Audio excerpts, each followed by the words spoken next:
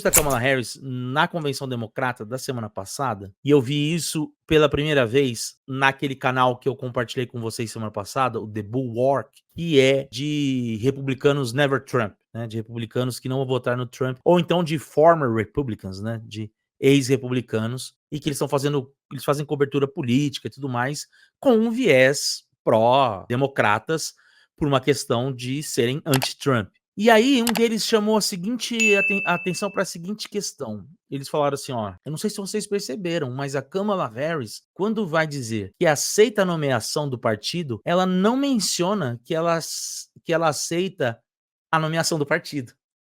Vou explicar. Ela não fala, democratas, eu aceito a nomeação de vocês. Ela simplesmente diz, eu aceito a nomeação, sem fazer menção ao partido, não partidarizando, então, a campanha dela. E aí, ao longo do discurso, existem alguns elementos que são interessantes na forma como ela foi mobilizando, que é justamente a tentativa de capturar do Partido Republicano alguns símbolos nacionais. É por isso que na capa da live de hoje, eu coloquei a Kamala Harris com a águia careca, né, no braço. O que esses camaradas eles perceberam? Por exemplo, dificilmente em uma convenção do Partido Democrata você escutaria ser entoado o grito de USA, USA. E isso aconteceu em vários momentos da convenção e da fala dela.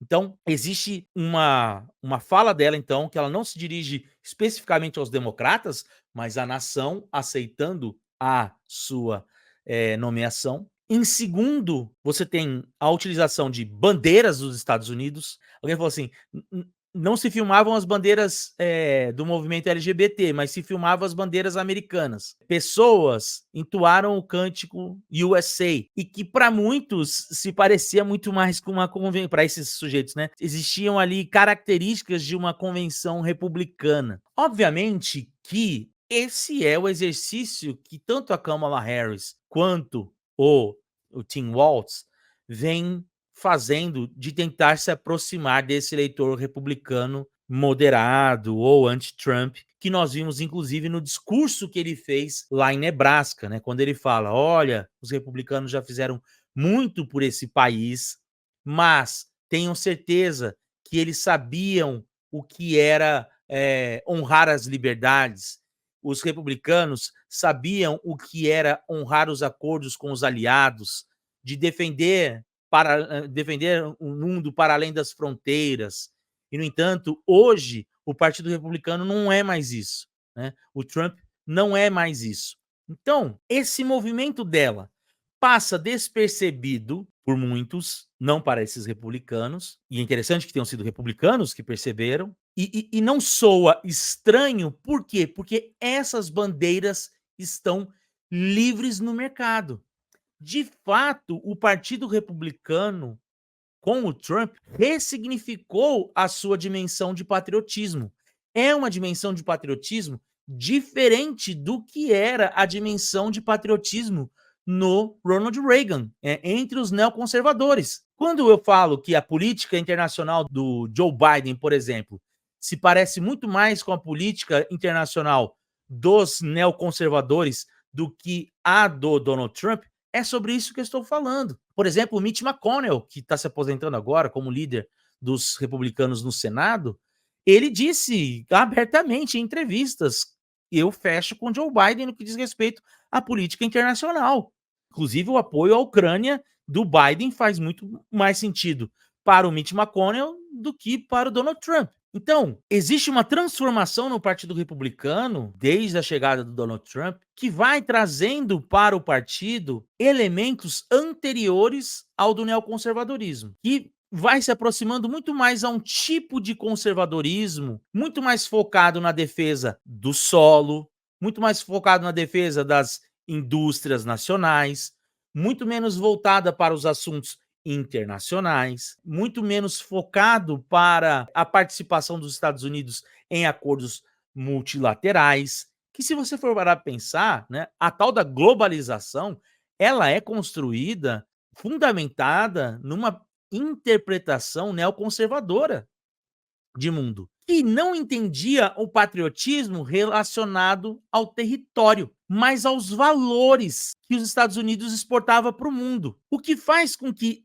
esse modelo de patriotismo que os neoconservadorismos tinham, tivessem um certo caráter ideológico, um certo caráter muito mais idealista, essa palavra, né? Idealista, porém é uma espécie de idealismo pragmático. Qual que é o idealismo raiz? Por meio dos nossos produtos, por meio das alianças, por meio da defesa da democracia, tá? Isso lá no Woodrow Wilson. O reaganismo pega esse idealismo e fala assim, não, nós vamos exportar nossos produtos, nossos valores, a democracia, ou com acordo, ou com o uso da força. Então é um casamento de um idealismo com um pragmatismo, que o Donald Trump abandona, mas que, em certa medida, os democratas continuam dialogando com isso. Então você tem ali a Kamala Harris fazendo um discurso para a Convenção Democrata sem mencionar a nomeação democrata.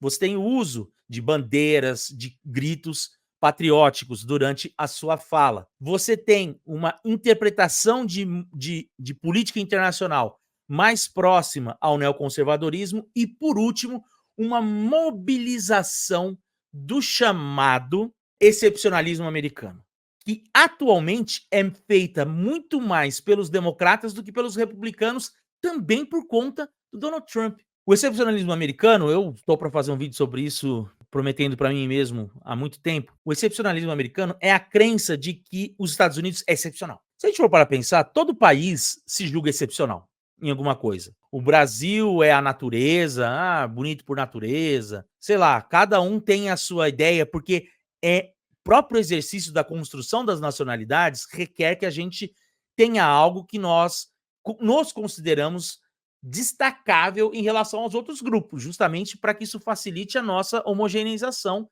perante as outras nações, correto?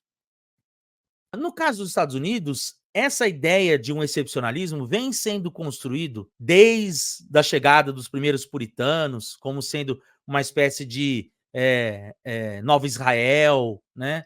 Ou então uma nova Roma, depois foi sendo transferida e ressignificada ao longo do século XIX, como o farol para o mundo. E essa é uma interpretação, então, de que os Estados Unidos representa um experimento único, formado por pessoas que têm como missão a espalhar a providência. E essa providência faz com que os Estados Unidos não apenas seja excepcional na forma que a democracia foi construída, mas que ele deve funcionar como uma espécie de farol para o mundo, né? Ou seja, de exemplo para o resto dos estados, das nações. Ora, isso tem uma perspectiva mais civilizacional, ora, isso tem uma perspectiva mais religiosa, ora, esse farol se assemelha muito mais a um espelho que deve se cobrar mais de si e menos dos outros. Ora, esse farol é de fato alguém que chega até e intervém junto aos outros, mas essa é uma dimensão desse excepcionalismo. É somente na década de 90, de 1990, que no final da Guerra Fria, os republicanos vão retomar esse conceito de excepcionalismo, vinculando a essa tradição do Destino Manifesto, de que os Estados Unidos é uma nação excepcional, escolhida por Deus para promover o avanço da civilização e do cristianismo, e vão dizer: quem não defende isso como um valor americano é um traidor. Agora não tinha mais como você falar assim, apoio comunista, o comunismo. Né? O comunismo não tinha acabado, então, para substituir o anticomunismo, eles começam a usar esse conceito de excepcionalismo americano como algo para mobilizar quem era de fato patriota. E isso dava voto, isso mobilizava as pessoas para as eleições e tudo mais, de maneira que os democratas começaram a ter que falar sobre ser patriota muito mais em suas campanhas. Isso era constantemente perguntado. Então perguntaram para o Obama, o que você acha do excepcionalismo americano?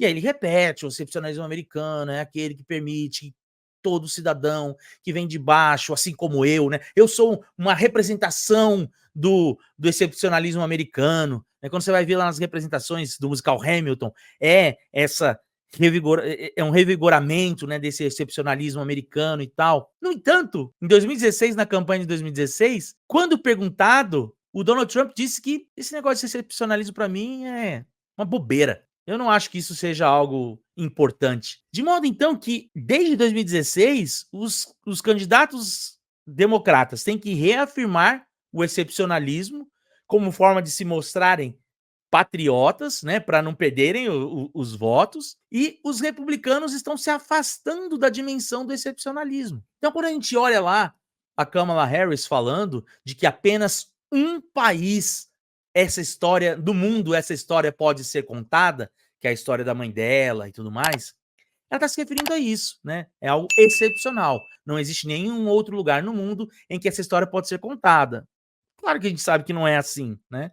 Mas perceba que ela está tentando mobilizar esse valor de que a América é um lugar excepcional, né, de que aqui os sonhos podem se realizar, de que aqui o acesso ao sucesso está para todos. Então ela mobilizou várias vezes isso no discurso dela.